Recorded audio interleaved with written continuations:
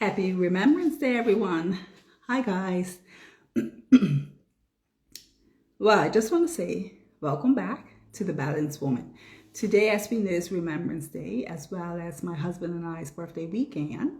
I'm not going to be on forever. So what I want to do today is just talk a little bit about why we do what we do. On The Balanced Woman, we talk about those things that us women have to manage on a day-to-day basis, whether it be our career, family, marriage, relationships, love. Hi, Susie Q. So what we're going to talk about weekly on The Balanced Woman is us women, the various things in which we have to experience on a day-to-day basis, and a lot of which are challenges for most of us, especially when it comes to balancing self, career, love, and family, leaving out our friends and colleagues and all those other things, right? And so today, what I'm going to do is share the various questions that I'm often asked. And I kind of like this because I have tons of emails and questions asked. And I decided, you know what I'm going to do? I'm going to use these weekly Balanced Women series to talk about the various topics and respond to them in a way in which I would when dealing with my actual clients. So we're going to see if we can keep this under 15 minutes today. I'm going to try it. I don't know if it's going to work, but I'm going to try it. So start with the first question, which is, Tina, how do you cope with the guilt of not always being present for your loved ones? And to be really, really honest, that's a very challenging spot for many of us, because I think if we're not doing one or the other, we're going to feel guilty. So for instance, when it comes to our family, it's always some form of guilt because we feel like we're supposed to be there, especially if we are those hands-on moms or wives or significant others. We want to be there. So there will be a sense of guilt. And the reason being, back to this again, is because we care. Right? We care. We want everybody to be happy. But I think what happens most often is that our career takes precedence, right? And this person, I know who this person is.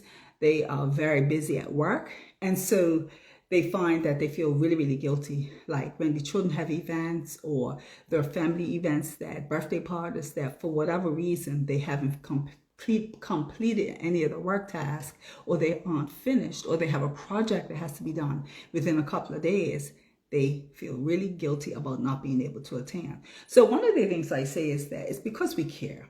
And I think we're going to always care. So I'm going to talk about care throughout today, right? It's because we care. That's one. The next thing is, I think what's important is that we not try to show up for everybody perfect. Show up imperfectly. Listen, I'm running rugged. I'm tired today. I have to get myself together, but I'm going to be here to support you. I'm going to be here because I love you. I'm going to be here anyway. This is how I'm feeling. Drop that perfection that many of us feel like because we are in certain roles, or because you own a home, or because you're supposed to have a certain socioeconomic background or lifestyle, you're going to act a certain way. Drop it all. Drop all of it. Show up imperfectly. Find time, right? I talked about this, I believe, last week. Make it quality time and not horrid time, right? So nobody wants to hear, I'm here, but I got to go and keep looking at your watch. Keep looking at your watch. Nobody wants to hear that, because then we don't feel important, right? And so focus on having quality time. Hey, Smiley Jam Rock, how you doing? Focus on having quality time. Because what all of this does, and simply, if you know you're that busy, arrange a coffee date in between your meetings, or a lunch date, or a late afternoon date, or right after dinner. Right after work, go to a dinner date, right? If you know your time is crunched. So how do you not feel guilty? You find quality time. Find and show up imperfectly. You don't have it all together, and you're trying to get it all together, but I'm here and I'm going to be attentive. The next one is, Tina, do you ever feel like you have to choose between your career and marriage? And I'll tell you, 24 months ago, I was choosing my career over my marriage because I didn't think it was possible to have them both or be successful at them both. I had to choose my career because in order for me to prove that I'm so successful as a leader, I have to deprive another area of my life. And oftentimes we deprive ourselves, right? And so, yes, I have felt that. I felt that often. Even now, believe it or not, working full-time for myself again, I'm even more busy and on demand than I was in that previous role. So I had to learn. And even now being on here, it's my husband and I's birthday weekend. So I'm very limited, right? Because I'm not going to stay on her forever. So it is a challenge. But one of the things I often say is that it should never be where you're trying to choose one over the other. It's just a matter of finding the right balance. What works? Good afternoon. How you doing, Dad Doris? It's not a matter of choosing one or the other. It should be, how can I find the balance, right? And finding that balance is having open communication. And open communication, which allows us to know that it's all about teamwork. That's really what it's all about. When we are a team, we're able to communicate these various things so that we don't have to say, oh my God, well, I'm focusing on this area and not this area. Now this area is falling short, my marriage or relationship. Should never be that. It should always be, babe, I'm struggling this week. And because they have a greater understanding as to your goals or as to what it is that you're trying to accomplish, they are more likely to support it, right? And as a team, that's the other thing. I went in the days because I'm trying to say it all. As a team, remember, as a team, we work together, right? So the intention is never to work apart. But if you are in a relationship and you're choosing your work, and you're expecting that your husband's supposed to read your mind, that's going to become a problem. So that's why it's so important. I talked about this last week and week before, to have open communication. Communicate. Let down that imperfection. Become more vulnerable, and you'd be surprised. The next question is, Tina, what do you do when your partner feels neglected because of your career ambitions? One of the things I often say is, think about how you would feel. How do you feel when it appears that somebody doesn't care about your feelings? Well, the first thing I often say is be honest and vulnerable and let them know, babe, the last thing I'm trying to do is neglect you or neglect us. I'm struggling here, and these are the various areas I'm struggling in. And, you want to find that quality time. You want to make that quality time, because think about it. When you feel neglected, you're feeling like you're pushed into a corner or even a drawer. It's almost as if we put them in a drawer and we close it and we forget that they're suffocating on their own. They're managing on their own. It's just no us, right? And so one of the things I often say is find that quality time. It's not about the quantity of time. It's about the quality of time. So I know some people, the person that's actually sent this message, I know who they are as well. And one of the things I often say is you can buy the greatest gifts for your partner, but if you're not spending that quality time, they just feel like a toy up on their shelf, right? They don't feel worthy at all. They don't feel appreciated, no way, shape, or form. So find that quality time. Even if it's first thing mornings before you go for a walk together, have a cup of coffee together, and just really talk about your feelings and let your partner understand how you feel. Be open and honest about it, and be willing to listen to how they feel. And not just listen to how they feel, but do something about it. So for instance, if your partner says, you're going 7 days a week, and I feel like I'm just in this marriage by myself. You're leaving work, you're going to business meetings, and then sometimes you stop off with your mates. I'm not trying to deprive you from spending time with your mates, but what about me? And sometimes we both, male and female, take each other for granted. That's why it's so important to have that communication and talk about how you're feeling. So it's important to be very vulnerable. It's important to let your partner know how you're really feeling about this and ask their input. What do you think about this? How can I better do this? Because I really need your support. And you know what, babe, I'm sorry. That's the last thing I'm trying to do. And to be honest, I feel like I'm neglecting myself as well, because that's what happens to most of us, right? The next question is, how can I encourage my husband to understand my career goals? Well, share your vision. I often say, Share your vision. I do it all the time. I talk to my husband about all sorts of things, and there has to be a cap on that as well. But share your vision. Now, if you say you're going to talk about your vision, he don't want to hear it. Or likewise, we don't want to hear it for the next day or two. Share your vision. Allot that time that you're going to talk about what's going on, right? Share your vision. Include your husband. Babe, what do you think about it? How do you think I can do this better? What are your thoughts around me building this business or this company, right? How can I better perform? How can I even find back more time for myself and us? Share your vision. Talk to them openly about it. Because one of the things that happens is they feel excluded. When we just simply act as though they're not there anymore, they feel like we're excluding them. And nobody wants to feel excluded. It's kind of like sitting around a boardroom table and one person making all these decisions, but expecting that the staff just follow through and do it with a smile on their face, even if they don't agree, even if they can see it could be done differently. So that's just like our relationships. Share your vision with your partner. Let them know exactly how you feel. Get their input. That's key. Get their input. Because once they know exactly what you're doing and then they have a buy-in, you have a buy-in by their input and you're taking on the information and you're making it's valuable to you, right? So you're taking it in and you're actually seeing how you can incorporate it in your daily lifestyle. That makes a world of difference.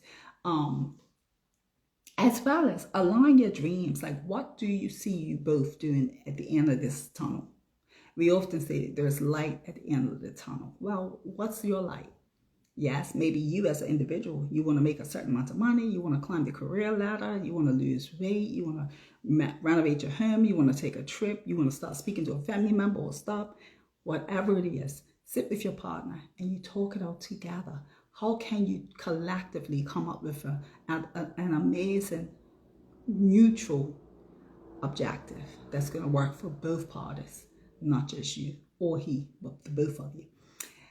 And then ultimately, you have to involve them in everything that you do. We tend to, I know as women, when we get really, really busy, we tend to just take it all on ourselves and just feel like you wouldn't understand or you're not in this line of work and you can't help me. But I mean, emotional support is key, right? And so even if you just have that ear, babe, oh my God, I'm struggling. And he just says, you know what, we're going to get a massage because you just need that time down. I don't care what you're doing. I'm picking you up 10 o'clock, we can get a massage. This is why it's so important to communicate your feelings, communicate your needs, and just communicate any confusion you may be feeling overall, right? So the key is always to be open, honest, and vulnerable about how you're feeling. They are not your opponent. Right? And the last thing is, Tina, what advice would you give to women feeling overwhelmed by the responsibilities? I often say self-care is key. I don't care what you're experiencing. Self-care is key. If you are not taking out time for self, nothing else around you is going to come to pass how you want it to. If you're falling apart, if you're crumbling on the inside, you're really no good to anybody else, right? And so self-care, I wrote these down in order. Self-care is key. And you know what? As women, back to the word care. As women, we care so much about everything and everybody else. We feel like we have to make sure everybody and everything's okay, that we forget about ourselves. And often finding ourselves struggling with, like I talked about the first video, how I struggled in that leadership role with insomnia, vertigo, like depression. Oh my goodness, I lost my hair. I was eating on the run. My weight was going up, going down.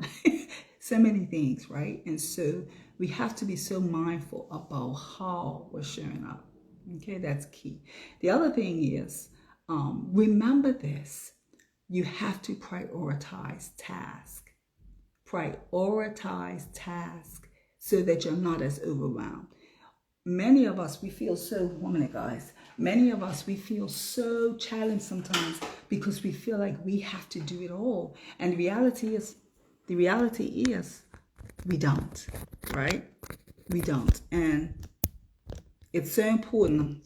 I just realized my phone's dying. See, I'm had such a busy weekend. It's so important that we prioritize our task because we don't have to do it all. We really, really don't, right? There's always someone else there to support us. And most times it's your partner. And if that's in your personal life, and if it's at work, your partner can still help you emotionally. But if it's at work, make sure you have a staff member that has got your back and core, that's learning just about as much as you know, so that you can delegate certain tasks to them, so that you can take time off, so that you can walk downtown before a meeting and catch your breath for 15, 20 minutes without feeling like, oh my gosh, I have to be the one doing all these things. You can delegate these tasks to somebody else, right? The other thing is prioritizing what's most important. And I'm not talking about what's most important at work. I'm talking about what's most important to you overall. Prioritize those tasks. And I think I talked about that the very first Balanced Woman, so you can always go back and look. And most importantly, seek support. Seek that friend that you know has got your back. Outside of your husband or wife, that friend who's got your back, a family member.